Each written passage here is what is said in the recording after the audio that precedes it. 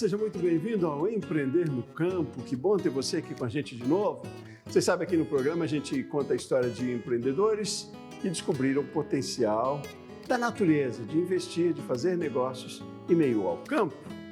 Hoje nós vamos conhecer um empreendimento lá na Serra Gaúcha, São Francisco de Paula, conhecido como São Chico, carinhosamente, e a gente vai conhecer a Pousada do Engenho, que foi criada. Ela nasceu como sendo uma casa de veraneio para os proprietários e se transformou num belo negócio. Bom, para analisar este case e para falar do mercado, eu recebo aqui no programa Ana Clévia Guerreiro, coordenadora de projetos da Unidade de Competitividade do Sebrae Nacional. Antes de começar a nossa conversa, vamos conhecer um pouco mais então da Pousada do Engenho.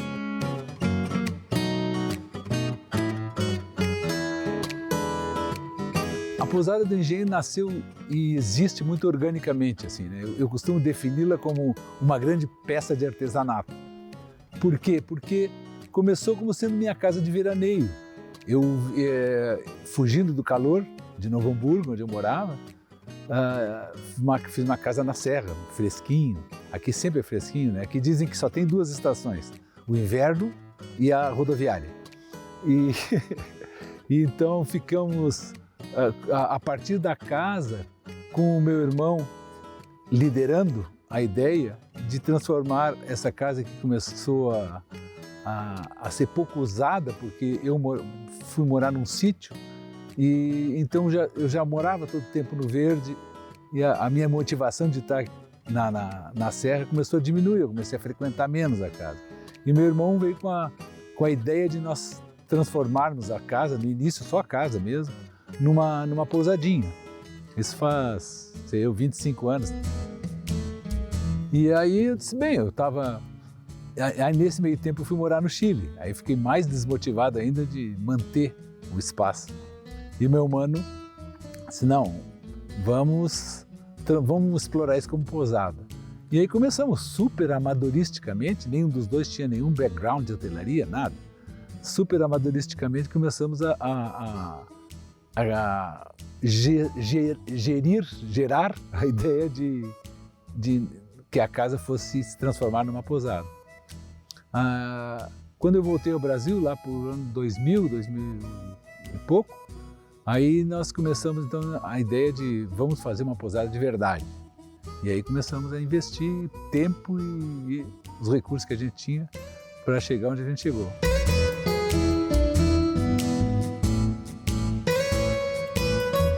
No início do negócio, a gente enfrentou várias dificuldades, porque a falta de experiência hoteleira e na época até a falta de uma consultoria que nos ajudasse efetivamente,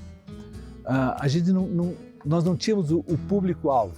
Esse eu acho que foi o primeiro grande obstáculo que a gente encontrou, porque sem a gente definir um público-alvo, era difícil definir as instalações, definir qual é o curso, qual é o que a gente ia tomar. E depois disso, a própria estrutura física num local que é uma mata, né? Então desde o início nós tentamos preservar ao máximo assim, todos os cantinhos de mata que existiam no terreno. Até nós fazíamos assim para instalar as cabanas, a gente media com barbante 4 segurando assim para evitar derrubar o mínimo de vegetação, como dizia o meu irmão, inserir cirurgicamente na mata as cabanas. Então essas dificuldades, mas eu acho, se eu fosse dizer qual foi a nossa grande, o que demorou mais assim para arrancar o negócio, foi nós definirmos qual era o nosso público-alvo. A definição do público-alvo foi também muito orgânica, assim, porque aconteceu mais ou menos naturalmente. Os próprios hóspedes são coautores do crime, né? Porque os próprios hóspedes é que começaram a nos dar retornos muito importantes. Nós começamos a ouvir muito os nossos hóspedes. A gente montou o negócio junto com eles. E os hóspedes então começou a se definir assim como um lugar romântico, um lugar que a gente prezava uma boa mesa e o ambiente de privacidade das cabanas, que naturalmente começou a acontecer por causa dessa inserção das cabanas no mato, ficou um ambiente romântico e privativo. E aí então nós chegamos então a definir então que seria uma posada para casais da lua de mel, principalmente para casais, mas sem receber crianças.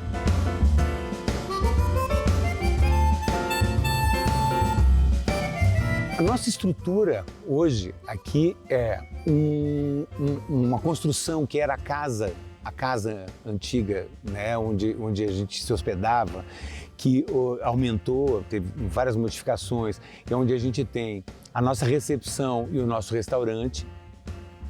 A gente tem 15 cabanas, né, sendo que 6 delas elas são geminadas, mas assim com entradas completamente individuais, e as outras 9 são completamente independentes, né? A gente tem uma área de lazer, que é um antigo engenho de mandioca, que o meu irmão, há muitos anos, antes de ser posado e tudo, ele tinha comprado, em Santa Catarina, ele comprou um engenho desmontado, um engenho de mandioca completo. Então ele montou aqui e era o lugar onde a gente fazia festas e tal. Então era um engenho com todo o maquinário, e era de chão, assim, né? Um engenho muito bonito, e a gente fez muita festa ali. Com o tempo, ele tirou o maquinário, que ele doou esse maquinário, depois eu acabei recuperando para poder fazer a posada, que não estava usando, ele doou para uma prefeitura que acabou não usando, e anos depois eu fui e recuperei.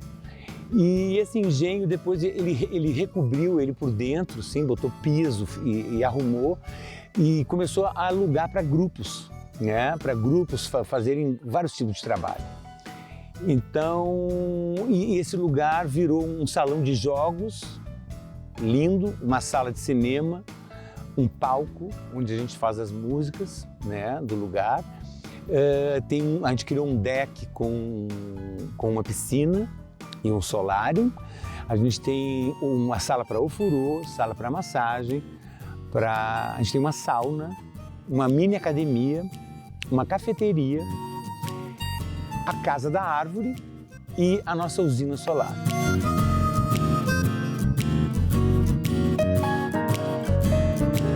A gente tem hospedagem, né? Uma hospedagem com muito conforto e privacidade, né? São 15 cabanas que a gente levou 14 anos para montá-las, né? Para criar as 15 cabanas. E a gente tem diversos serviços, né? Se tornou uma posada romântica, com o tempo ela foi conversando com a gente, foi se tornando uma posada romântica, uma posada para casais. Então a gente tem toda uma gama de serviços românticos, né? Como massagens, banhos de ofurô, passeios, piqueniques românticos, jantares românticos, tanto na cabana, quanto no restaurante, quanto na Casa da Árvore. Então, esse é o cerne do nosso receber aqui, receber casais e propiciar momentos românticos e tranquilos.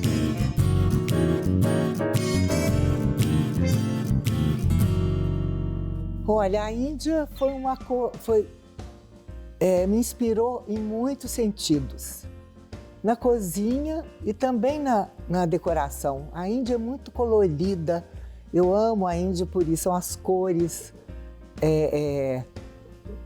tudo é muito colorido. Então aqui a gente, né, tem muitas almofadas indianas, os tapetes também.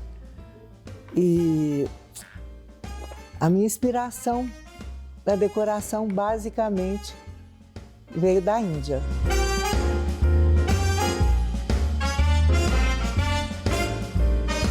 O cardápio, eu e o Alex, porque o Alex, na verdade, falei que é muito fácil conquistar o Alex, porque é só saber fazer comidinha gostosa que você conquista ele.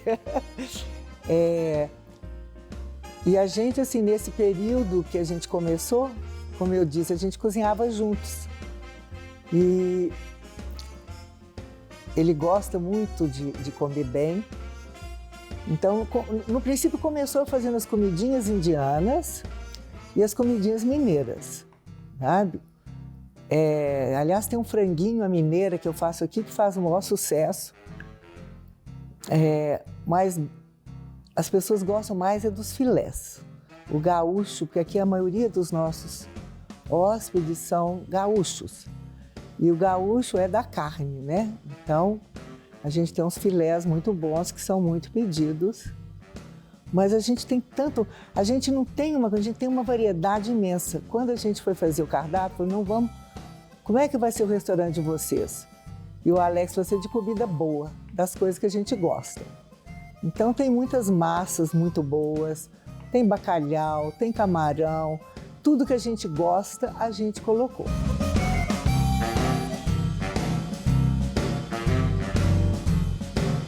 O mês de junho é o mais procurado, por causa do inverno, tá frio, lareira, então fica gostoso de namorar. Julho também, mas o junho ainda é mais, porque como a gente recebe mais casais, então junho e julho são os meses mais procurados. Dezembro também é um mês muito bom, porque tem esse Natal Luz em Gramado, e muita gente se hospeda aqui para curtir o Gramado. Mas agora tem sido assim quase que o ano inteiro, porque janeiro e fevereiro também, a gente tem uma piscina deliciosa, e aqui na Serra não tem aquele calorão, sabe? Então, assim, de dia pode até fazer 30 graus, mas de noite é fresquinho. Então, é uma hora ótima de vir para a Serra, janeiro e fevereiro. Setembro tem a primavera, que a cidade fica toda florida. Maio tem o outono, que as árvores do lago ficam todas vermelhas. Então, aqui é bom o ano inteiro.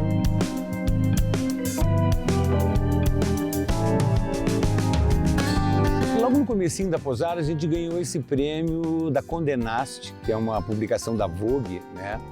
E através da votação e tal, dos participantes, a gente ganhou a melhor posada da América Latina.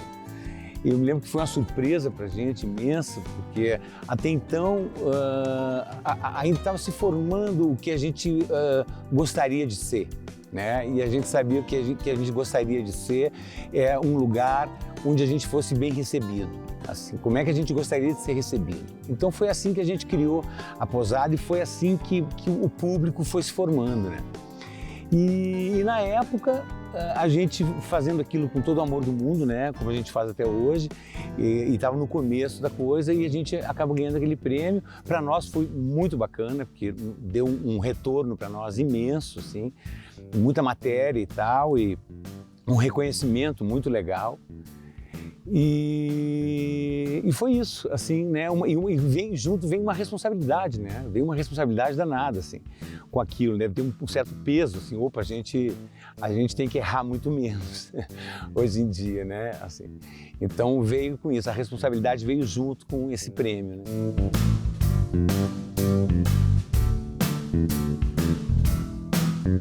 A gente gostaria muito de fazer mais uma cabana, né?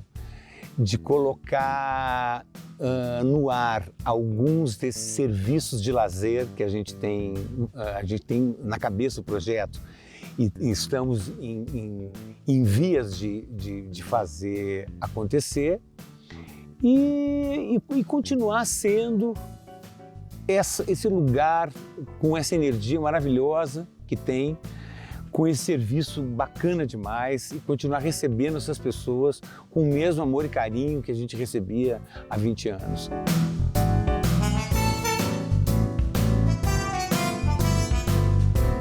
Espetacular esse lugar, né? Dá vontade de estar lá, né? Aconchegante demais, traz um pouco de afeto só no que a gente vê e ouve aí contando a história da pousada, né? Bom, mas vamos fazer um intervalo rapidinho? No próximo bloco a gente segue analisando então este case e também falando do mercado. Comigo, Ana Clévia Guerreiro, coordenadora de projetos da Unidade de Competitividade do Sebrae Nacional, a nossa especialista convidada de hoje. Vamos para um rápido intervalo e voltamos já já.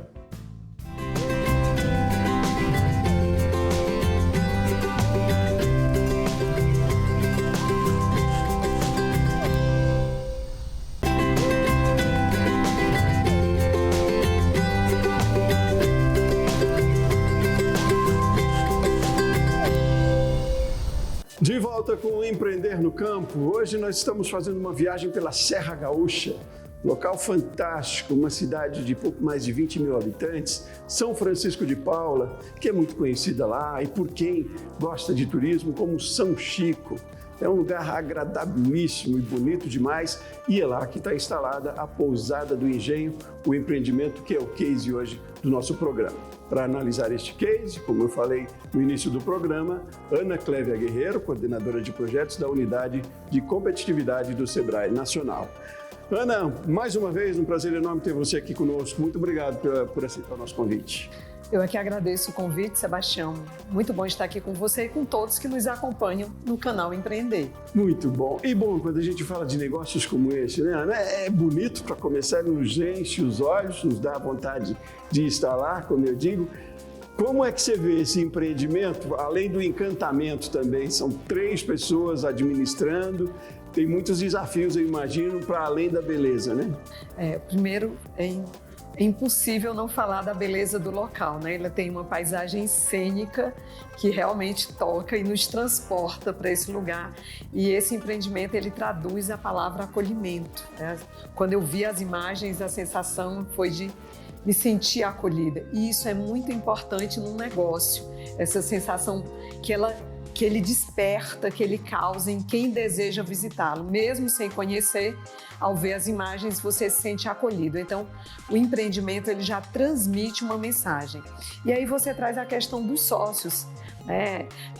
Este é um outro exemplo de uma sociedade muito virtuosa, onde um conjunto de competências e habilidades diferentes se somam e se agregam e resultam num empreendimento de sucesso. Então, isto é muito importante no momento que você vai montar um negócio e que esse negócio é em sociedade. As pessoas têm uma tendência a trazer pessoas que têm ali as mesmas competências e habilidades que você. E num negócio, o interessante é você trazer sócios com habilidades e competências diferentes. Claro que tem que ter um bom relacionamento entre os sócios, mas é fundamental que as competências e as habilidades sejam complementares para que você tenha um todo. É assim que se cria um negócio de sucesso. Não, e aqui tem a música que agrega também, né? Um dos sócios que vem da música, é um profissional de música e é um agregador isso também. Mas qual é a relação que pode ter também com o turismo, a música nesse caso?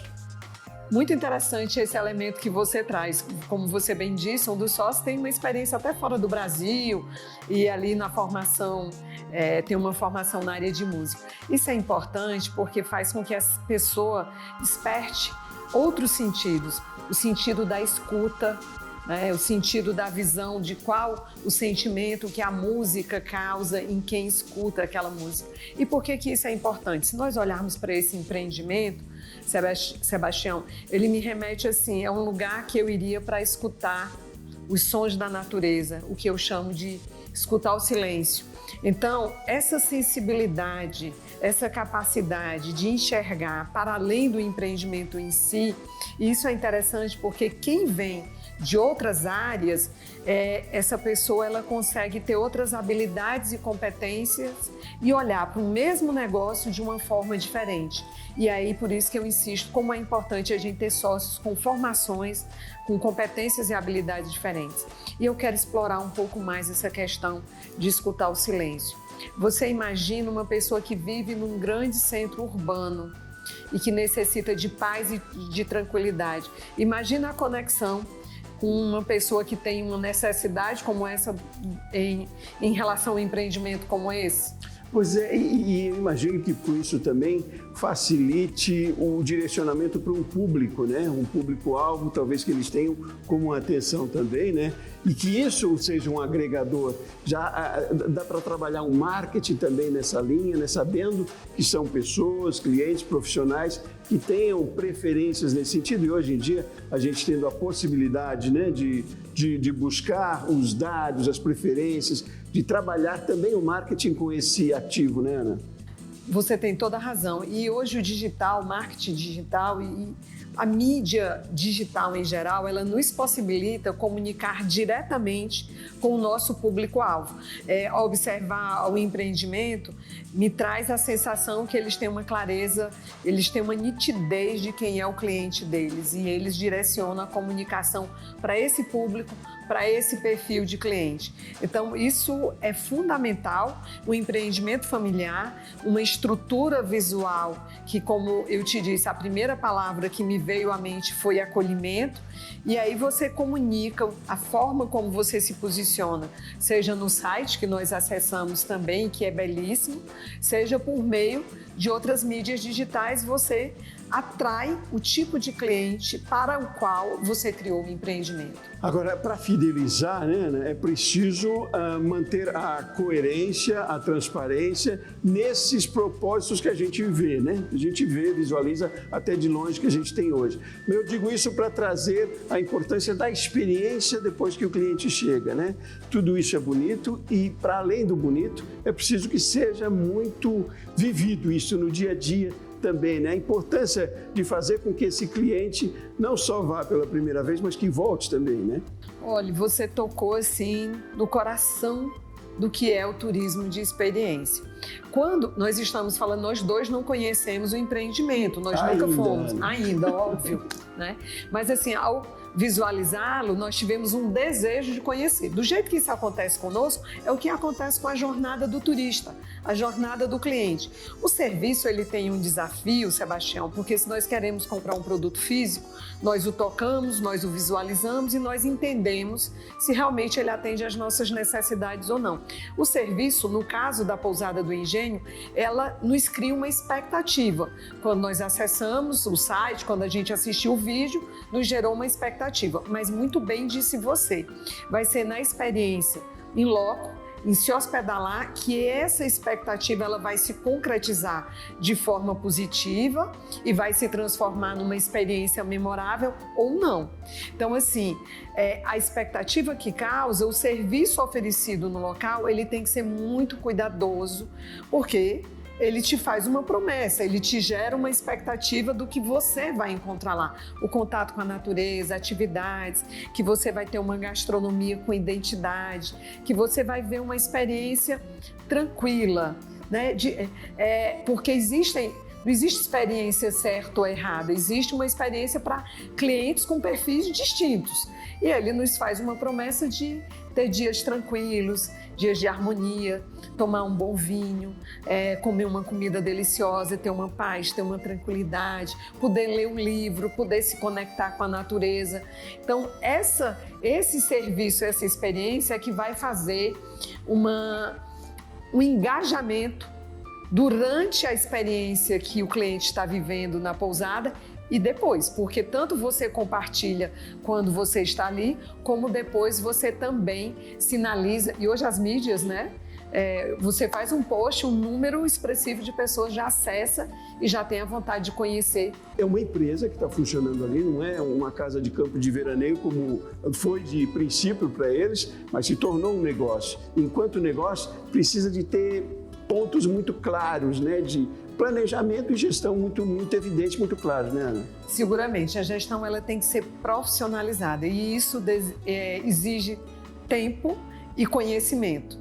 Por exemplo, hoje os meios de hospedagem, eles têm uma margem de lucro muito ajustada, Então, se você não tiver uma gestão de custos adequada, você vai ter dificuldade de manter um empreendimento saudável, vai ter dificuldade de manter um negócio que dê resultado, que gere benefícios, tanto para quem visita, mas também para quem investiu. E um negócio como esse, Sebastião, ele é muito importante porque ele beneficia a comunidade de entorno.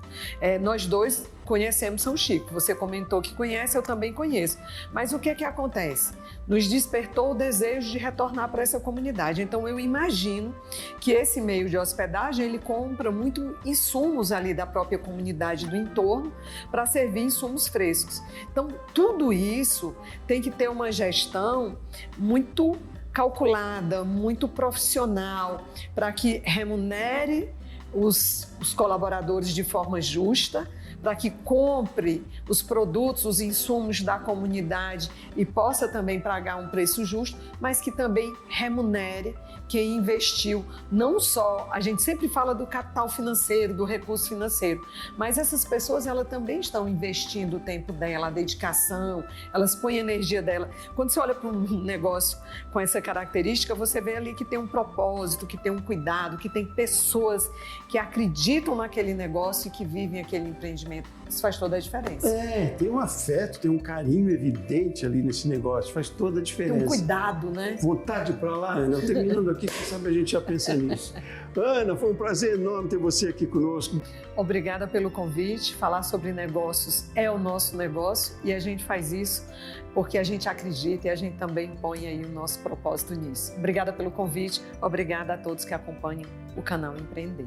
Isso, muito bem. Muito obrigado a você de casa, aí da sua empresa, aí da pousada, onde você estiver, por acompanhar com a gente aqui o Empreender no Campo de hoje. Eu volto no próximo programa. Forte abraço e até mais.